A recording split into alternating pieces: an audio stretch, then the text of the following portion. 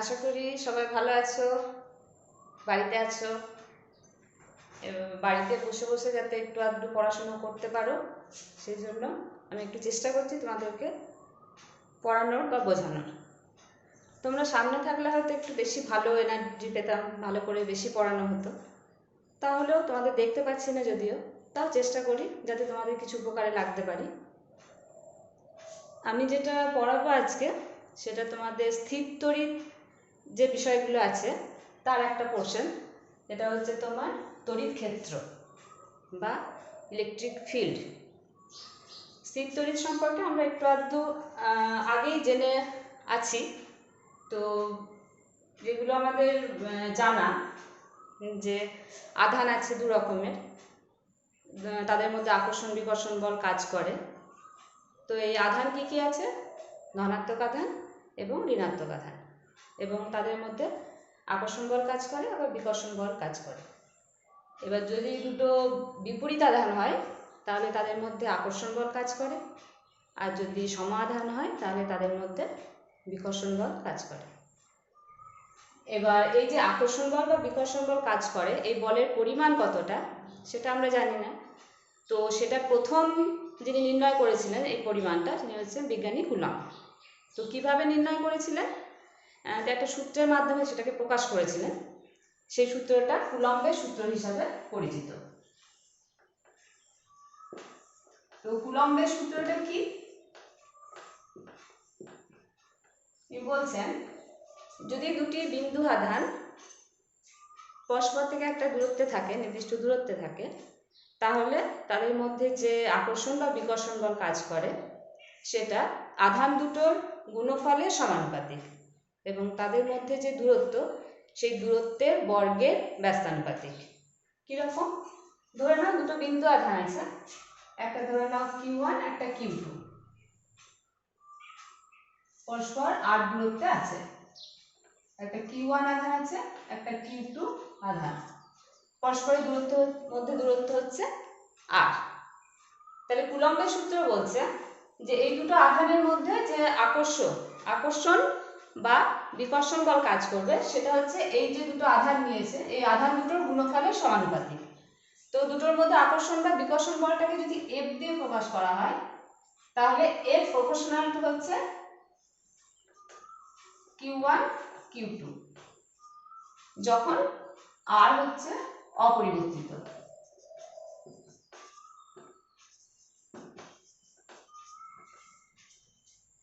আর এর উপর কিভাবে নির্ভর করবে? এই আকর্ষণ বল বা বিকর্ষণ বল যেটা, সেটা প্রপোর্শনাল টু হচ্ছে 1/r², মানে দূরত্বের বর্গের ব্যস্তানুপাতিক, যখন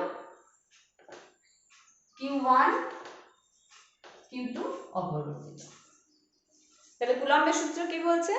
দুটো বিন্দু আধানের মধ্যে আকর্ষণ বা বিকর্ষণ বল আধান দুটোর গুণফলের সমানুপাতিক, এবং তাদের মধ্যে দূরত্বের বর্গের ব্যস্তানুপাতিক। এই দুটোকে একসঙ্গে যদি লেখা হয় তাহলে সেটা হচ্ছে F proportional to Q1 Q2 by r², যখন সবগুলোই হচ্ছে পরিবর্তনশীল, মানে r Q1 Q2 এগুলো হচ্ছে পরিবর্তনশীল।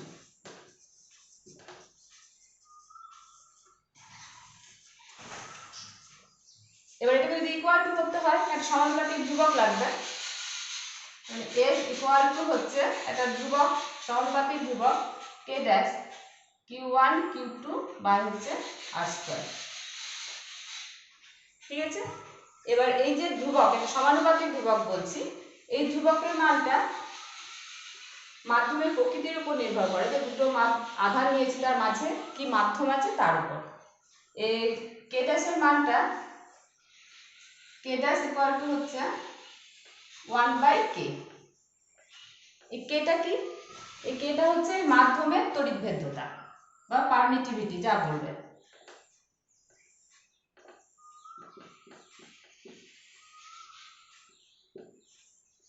পারমিটিভিটি বলা হয়, তার তড়িৎভেদ্যতা বলা হয়।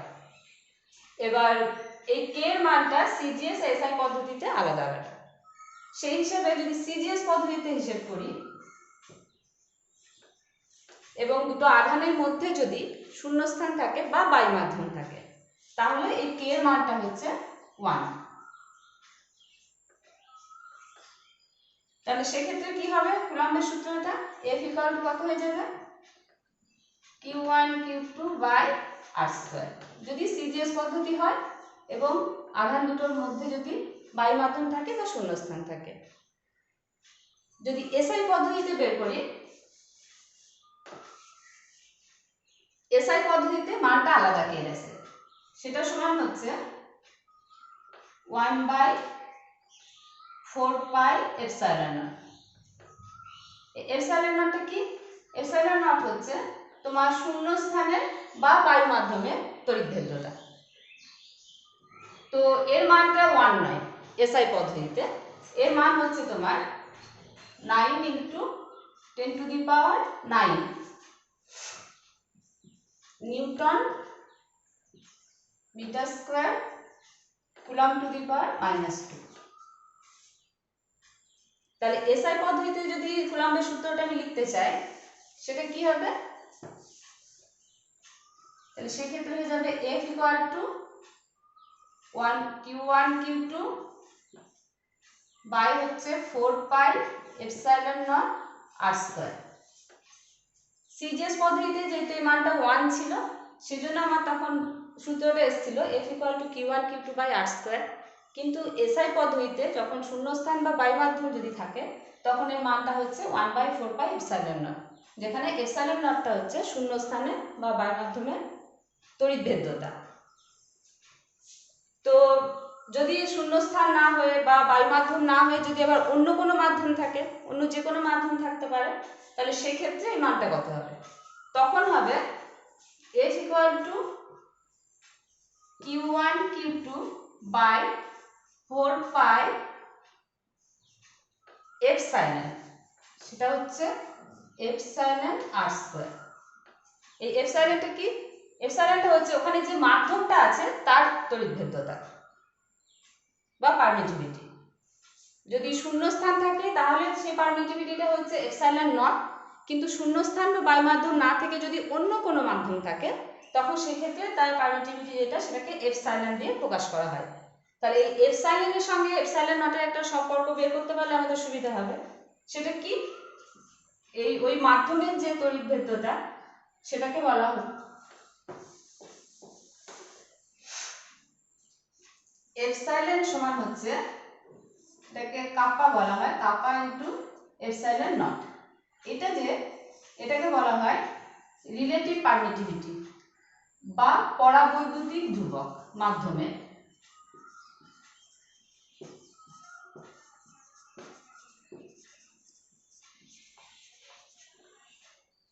কাপ্পা বলা হয় এটাকে। এটা হচ্ছে তড়িৎভেদ্যতা যে মাধ্যম আছে তার, সেটা সমান হচ্ছে ওই মাধ্যমের পরাবৈদ্যুতিক ধ্রুবক গণিত হচ্ছে শূন্যস্থানে বা বায়ু মাধ্যমে তড়িৎভেদ্যতা। তাহলে তখন সূত্রটা কি হয়ে যাবে, F সমান Q1 Q2 by 4 pi kappa epsilon naught r square. ঠিক আছে, এটা যদি অন্য কোনো মাধ্যম থাকে। তাহলে কুলম্বের সূত্র সিজিএস পদ্ধতি এসআই পদ্ধতিতে হলো।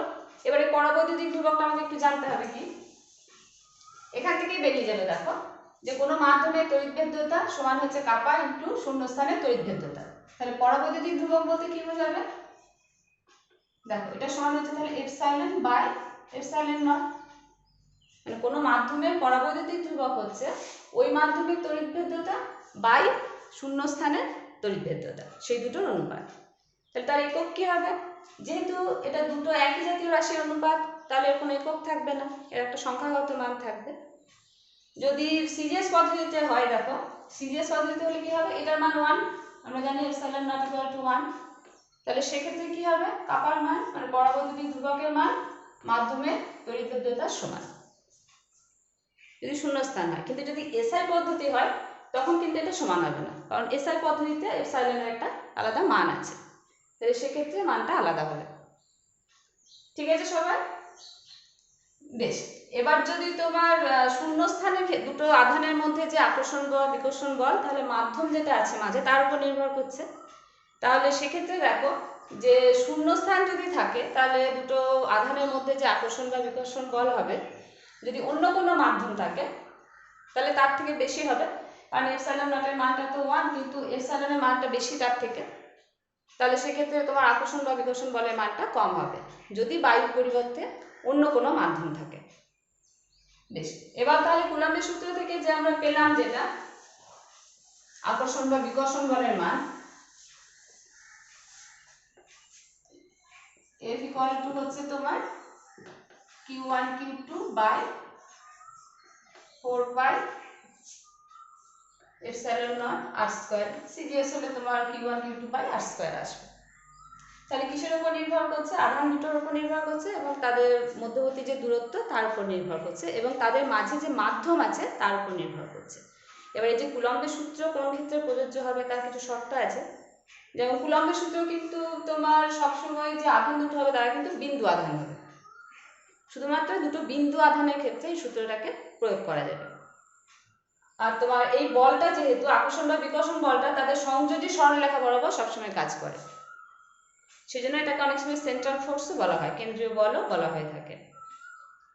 বেশ, এবার এই যে সূত্রটা যেটা পেলাম কুলম্বের সূত্র, সেখান থেকে আমরা স্থির তড়িৎ আধানের এককগুলো বের করতে পারবো, মানে আধানের যে স্থির তড়িৎ একক সিজিএস বা এসআই পদ্ধতিতে সেই এককগুলো বের করে নেব। সিজিএস পদ্ধতিতে যেটা একক বের করার ক্ষেত্রে সিজিএস পদ্ধতিতে আমরা সূত্রটা দেখলাম F ইকুয়াল টু হচ্ছে Q1 Q2 by r square. শূন্যস্থানে এপসাইলন নটে যেহেতু 1 সেজন্য ওটা থাকছে না, Q1 Q2 by r square. এবার সূত্র তোমার আধানের এককটা বের করার সময় আমরা যদি দেখি F সমান যদি 1 ডাইন বসাই, তাহলে এর মধ্যে পারস্পরিক দূরত্ব যদি 1 সেন্টিমিটার হয় এবং আধান দুটো যদি সমপরিমাণের হয়, Q1 Q2 সমান যদি Q হয়, তাহলে কি হবে দেখো, হয়ে গেল Q স্কয়ার বাই 1 স্কয়ার। তাহলে আমাদের Q স্কয়ার সমান কত হচ্ছে 1, তাহলে Q equal to plus minus 1। এটাকে বলা হয় একক আধান।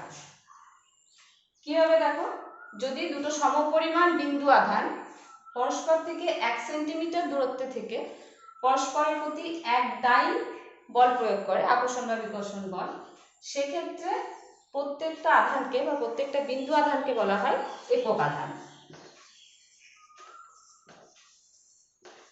দুটো সমপরিমাণ আধান যদি পরস্পর থেকে 1 সেন্টিমিটার দূরত্বে থেকে পরস্পরের প্রতি 1 ডাইন আকর্ষণ বা বিকর্ষণ বল প্রয়োগ করে, তাহলে সেক্ষেত্রে প্রত্যেকটা বিন্দু আধানকে আমরা বলবো একক আধান। সিজিএস পদ্ধতিতে এই এককের আধানের একক হচ্ছে তোমার স্থির তড়িৎ একক, ESU। ফুল ফর্ম কি? ইলেকট্রোস্ট্যাটিক ইউনিট, স্থির তড়িৎ একক। তাহলে সিজিএস পদ্ধতিতে আধানের একক কি বলবো আমরা? ESU। এসআই পদ্ধতিতে যদি করি, এসআই পদ্ধতিতে এটা তো 1 নয়,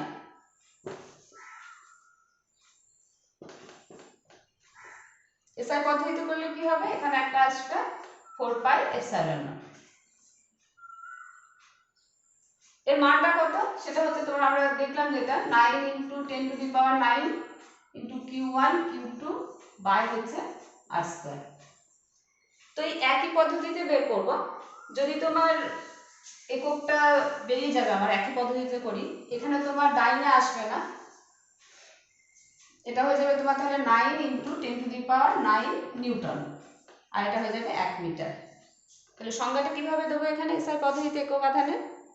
দুটো সমপরিমাণ আধান যদি পরস্পর 1 মিটার দূরত্বে থেকে পরস্পরের প্রতি 9 × 10⁹9 নিউটন পরিমাণ আকর্ষণ বা বিকর্ষণ বল প্রয়োগ করে, তাহলে সেক্ষেত্রে প্রত্যেকটা বিন্দু আধানকে বলা হবে একক আধান। এই আধানের এককটা কি? এসআই পদ্ধতিতে আধানের একককে বলা হয় কুলম্ব।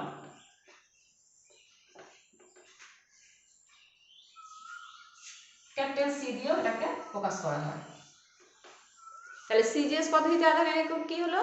ESU বা ইলেকট্রোস্ট্যাটিক ইউনিট। এসআই পদ্ধতিতে একক হচ্ছে কুলম্ব। সিজিএস এককটাকে আরেকটা নামও দেওয়া হয় যে স্ট্যাট কুলম্ব বলা হয়। মনে রাখার সুবিধার জন্য, এটা যেহেতু কুলম্ব এসআই পদ্ধতিতে, সিজিএস পদ্ধতিতে হচ্ছে স্ট্যাট কুলম্ব, যেটা ইএসইউ বললাম এটাকে স্ট্যাট কুলম্বও বলা যায়। এই দুটোর মধ্যে সম্পর্ক কি? 1 কুলম্ব সমান হচ্ছে 3 × 10⁹ ESU। এটা সিজিএস এবং এসআই পদ্ধতিতে আধানের সম্পর্ক। তাহলে সিজিএস পদ্ধতিতে আধানের একক হলো ইলেকট্রোস্ট্যাটিক ইউনিট বা ইএসইউ বা স্ট্যাট কুলম্ব, এবং এসআই পদ্ধতিতে আধানের একক হচ্ছে কুলম্ব।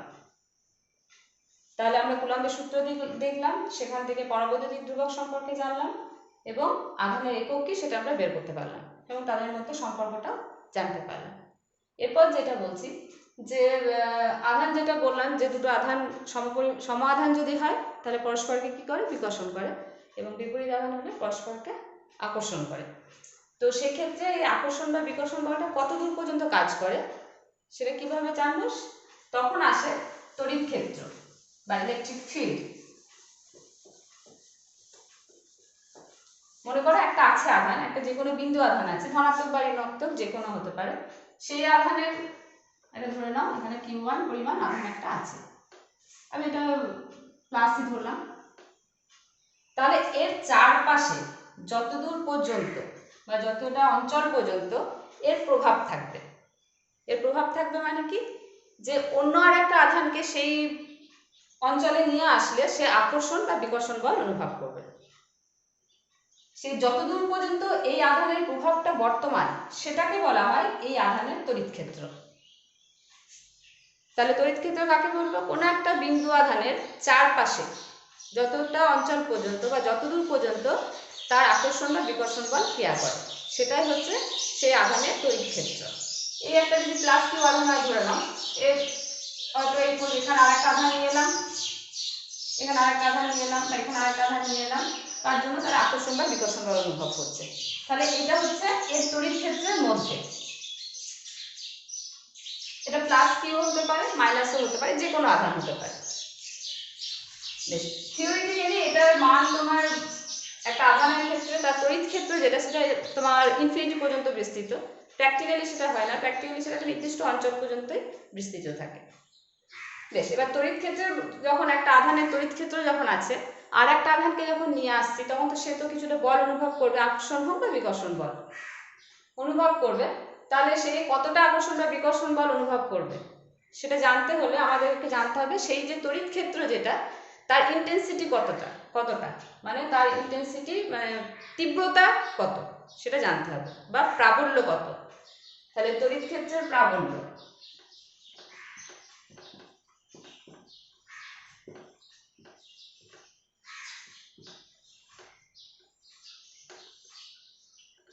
এটাকে ই দিয়ে প্রকাশ করা হয়।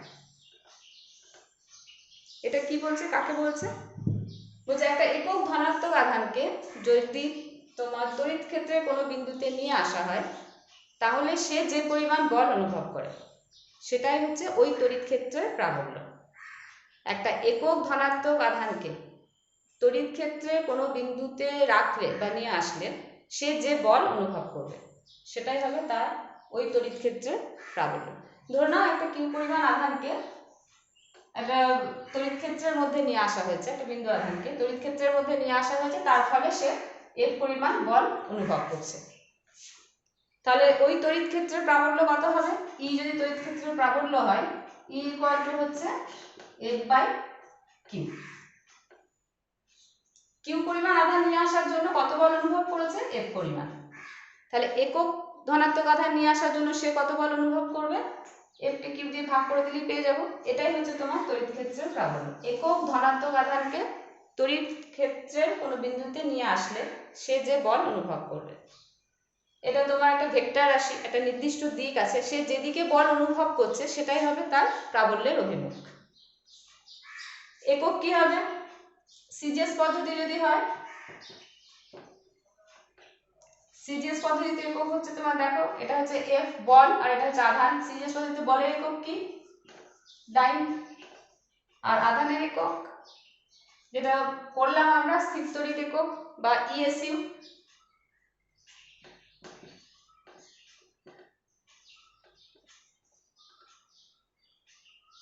আর এসআই পদ্ধতিতে যদি করি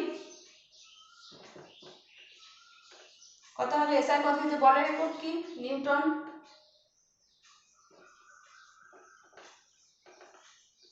আধানের একক কুলম্ব।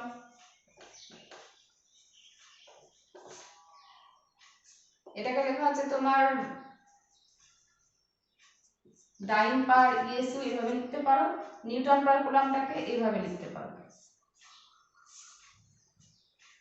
তাহলে সিজিএস পদ্ধতিতে প্রাবল্যের একক হচ্ছে ডাইন পার ইএসইউ, আর এসআই পদ্ধতিতে একক হচ্ছে নিউটন পার কুলম্ব। মাত্রা, আমরা তো মাত্রা নির্ণয় করা শিখেছি আগে। তো মাত্রা কি হবে?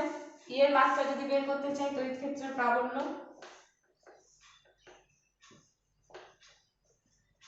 এফ এর মাত্রা বাই কিউ এর মাত্রা। এ বলটা কত? বলের মাত্রা M L T to the power -2, আর এটা কিউ এর মাত্রা কত? আই টি।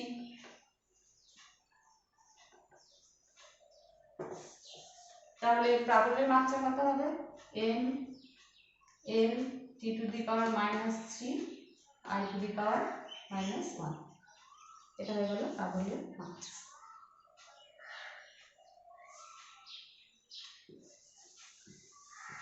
এবার প্রাবল্যের মানটা আমাকে বের করতে হবে। কিভাবে প্রাবল্যের মান বের করা যায়? একটা বিন্দু আধানের জন্য প্রাবল্যের মান কিভাবে বের করব? বিন্দু আধান বা পয়েন্ট চার্জ যা বলবে,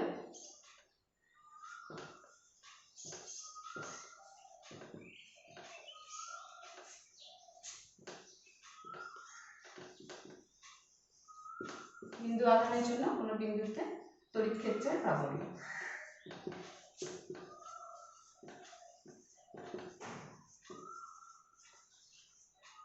কি করে বের করব?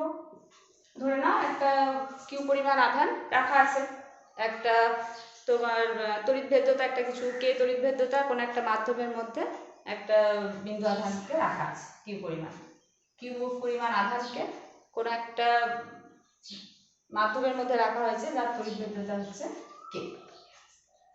এবার সেখান থেকে আর দূরত্বে আমি প্রাবল্য বের করতে চাইছি এই বিন্দু আধান থেকে। তাহলে আর দূরত্বে যদি প্রাবল্য বের করতে চাই, তাহলে এখান থেকে আর দূরত্বে কি করতে হবে? একটা একক ধনাত্মক আধান নিয়ে আসতে হবে। প্রাবল্যের সংজ্ঞা অনুযায়ী আমরা যেটা দেখেছি, একটা একক ধনাত্মক আধানকে নিয়ে আসলে সে যে বল অনুভব করে, তাহলে একটা একক ধনাত্মক আধানকে আর দূরত্বে নিয়ে আসা হলো, তাহলে সে কি কত বল অনুভব করবে? ই সমান কত হবে? q × 1 by k × r²। তাহলে হচ্ছে q by k r²। CGS পদ্ধতিতে যদি হয় k এর মান হচ্ছে 1, তাহলে ই সমান কত হবে? q by r²। তাহলে q পরিমাণ আধানের জন্য আর দূরত্বে তড়িৎ ক্ষেত্রের প্রাবল্য হচ্ছে ই সমান হচ্ছে q বাই r²। তাহলে তড়িৎ ক্ষেত্রের প্রাবল্যের মানটা কিসের উপর নির্ভর করছে? যে আধানটা রাখা আছে তার উপর। এটাকে তোমার সোর্স চার্জ বলে। আর নির্ভর করছে কত দূরত্বে প্রাবল্য বের করতে চাইছি তার উপর। তারপরে তড়িৎ ক্ষেত্রের প্রাবল্য কিন্তু সব বিন্দুতে সমান না, যেহেতু এটা দূরত্বের উপর নির্ভর করছে। দূরত্ব যত বাড়বে, আধান থেকে যত দূরের দিকে যাবে, প্রাবল্যের মানটা তত কি হবে? এখানে কমবে। ব্যস্তানুপাতিক হচ্ছে, r² আছে, ব্যস্তানুপাতিক, বর্গের ব্যস্তানুপাতিক। তাহলে প্রাবল্যের মানটা তোমার বিভিন্ন বিন্দুতে আলাদা আলাদা হবে। যদি কোনো তড়িৎ ক্ষেত্রে এরকম হয় যে সব জায়গাতে প্রাবল্যের মান এবং অভিমুখ দুটোই যদি একই হয়, তখন সেক্ষেত্রে সেই তড়িৎ ক্ষেত্রটাকে বলা হয় সুষম তড়িৎ ক্ষেত্র।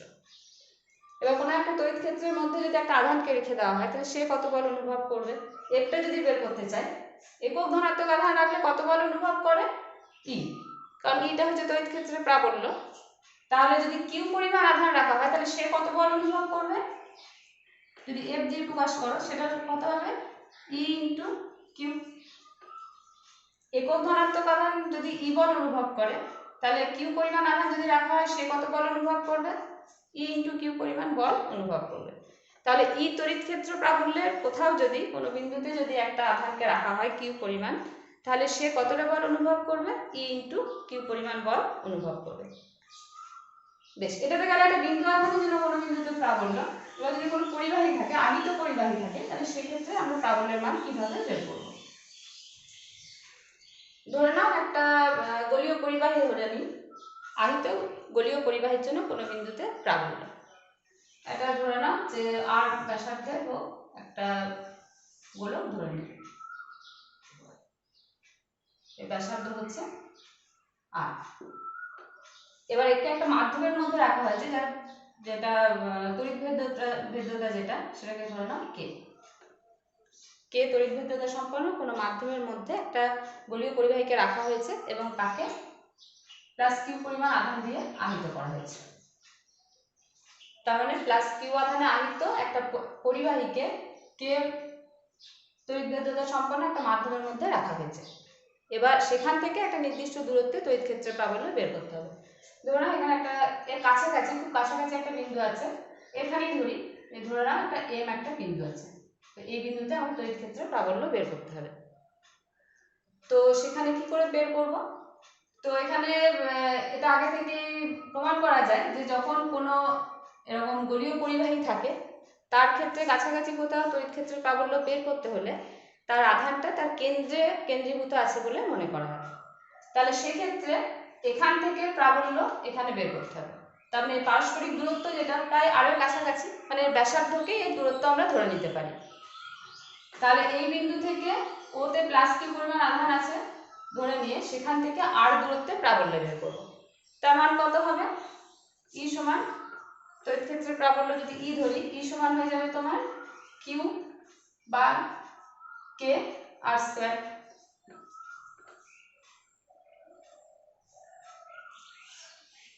কিউটা হচ্ছে আধান, কেটা হচ্ছে মাধ্যমের তড়িৎ ভেদ্যতা, আর এটা হচ্ছে তোমার দূরত্ব, বা যেহেতু কাছাকাছি গোলক পৃষ্ঠে সেই জন্য তোমার ওর ব্যাসার্ধের সমান।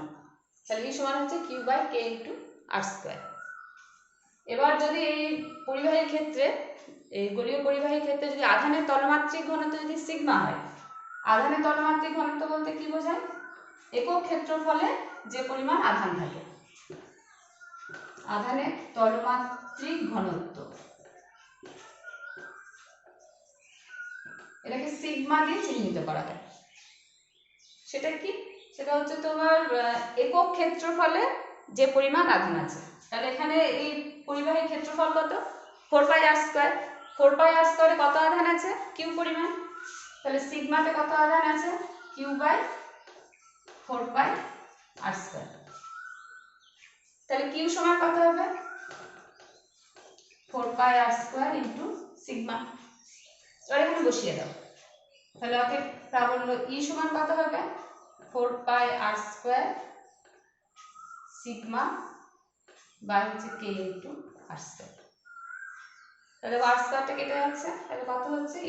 ই সমান 4 পাই সিগমা বাই হচ্ছে কে। এখান থেকেও তড়িৎ প্রাবল্যের একটা সংজ্ঞা বলা যায়, যে কোনো আহিত পরিবাহীর ক্ষেত্রে তড়িৎ ক্ষেত্রের প্রাবল্য তার আধানের তলমাত্রিক ঘনত্বের 4 পাই বাই কে গুণ। তড়িৎ ক্ষেত্রের প্রাবল্য এভাবে একটা সংজ্ঞা দেওয়া যাবে। এসআই পদ্ধতিতে যদি করো, এসআই পদ্ধতিতে মানটা আলাদা আসবে, কারণ কে এর মানটা আলাদা, ওখানে তোমার পরবৈদ্যুতিক ধ্রুবক দিয়ে নিয়ে আসতে হবে। তো সেই ক্ষেত্রে তোমার এই মানটা একটু আলাদা আসবে। এখানে বের করে নিয়ে আমি তাহলে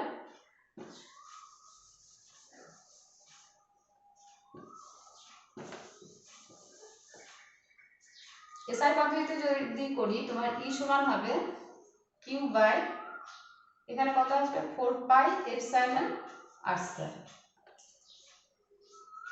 এপসাইলনটা কি? এপসাইলন হচ্ছে তোমার ওই মাধ্যমের তড়িৎ ভেদ্যতা, যেটা সমান হচ্ছে কিউ বাই 4 পাই কাপ্পা, যেটা বললাম পরবৈদ্যুতিক ধ্রুবক, into epsilon naught into R square. এবার কিউ এর মানটা আমরা আধানের তলমাত্রিক ঘনত্ব দিয়ে বের করলাম আলাদাভাবে। সেটা কত? সেটা হচ্ছে তোমার 4 pi R square sigma by 4 pi kappa epsilon nought r square. 4 pi কেটে গেল, আর স্কয়ার কেটে গেল। তাহলে এক্ষেত্রে ই সমান কত হবে? এটা হচ্ছে sigma by kappa epsilon naught. এখান থেকেও তোমার তড়িৎ ক্ষেত্রের প্রাবল্যের সংজ্ঞা বলা যায়। তাহলে কোনো আহিত পরিবাহীর ক্ষেত্রে তড়িৎ ক্ষেত্রের প্রাবল্য হচ্ছে ওই পরিবাহীর আধানের তলমাত্রিক ঘনত্বের 1/kappa×ε0 গুণ। এটাকে কুলম্বের উপপাদ্য বলা হয়। এই যে সংজ্ঞাটা বললাম যে আধানের তলমাত্রিক ঘনত্বে ইনটু সিগমা, এই যে এত গুণ, এটা হচ্ছে তোমার কুলম্বের উপপাদ্য। সিজিএস পদ্ধতিতে একরকম বললাম, এসআই পদ্ধতিতে এটা। কিন্তু এখানে একটা খেয়াল রাখো যে দুটো ক্ষেত্রে তড়িৎ ক্ষেত্রের প্রাবল্য যেটা বেরিয়েছে E=kappa/ε0, এখানে কিন্তু আর নেই, মানে কত দূরে তড়িৎ ক্ষেত্রের প্রাবল্য বের করতে চাইছি সেটা কিন্তু নেই। তাহলে সেখান থেকে আমরা কি বলতে পারবো যে পরিবাহীটা কি আকারের সেটার উপর কিন্তু তড়িৎ ক্ষেত্রের প্রাবল্যটা নির্ভর করবে না, কারণ ব্যাসার্ধটা নেই। তো যদি ব্যাসার্ধটা থাকতো তাহলে জানতে হবে হতো যে এটা শুধু গোলীয় পরিবাহী ক্ষেত্রেই প্রযোজ্য, কিন্তু তা যেহেতু নেই সেজন্য আমরা এই সূত্রটাকে যে কোনো আকারের পরিবাহী ক্ষেত্রে প্রয়োগ করতে পারি। তাহলে আমরা কি কি দেখলাম? কুলম্বের সূত্র দেখলাম বা পড়লাম, একটু জানলাম, সেখান থেকে আধানের একক জানলাম, তড়িৎ ক্ষেত্র কি, তড়িৎ ক্ষেত্রের প্রাবল্য কি, তার একক মাত্রা, এগুলো জানলাম। আর কি জানলাম? যে তড়িৎ ক্ষেত্রের প্রাবল্য কিভাবে বের করব। আজকে এটুকুই থাক। আজকে যাই হোক একটু ভুল ত্রুটি একটু আধটু হয়েছে, প্রথম দিন। যদি কিছু অসুবিধা থাকে তোমাদের বুঝতে, আমার সঙ্গে ফোনে যোগাযোগ করে নিও, আমি যতটা পারবো বুঝিয়ে দেবো। আজকে এটুকুই থাক, পরের দিন আবার অন্য বিষয় নিয়ে আলোচনা করব।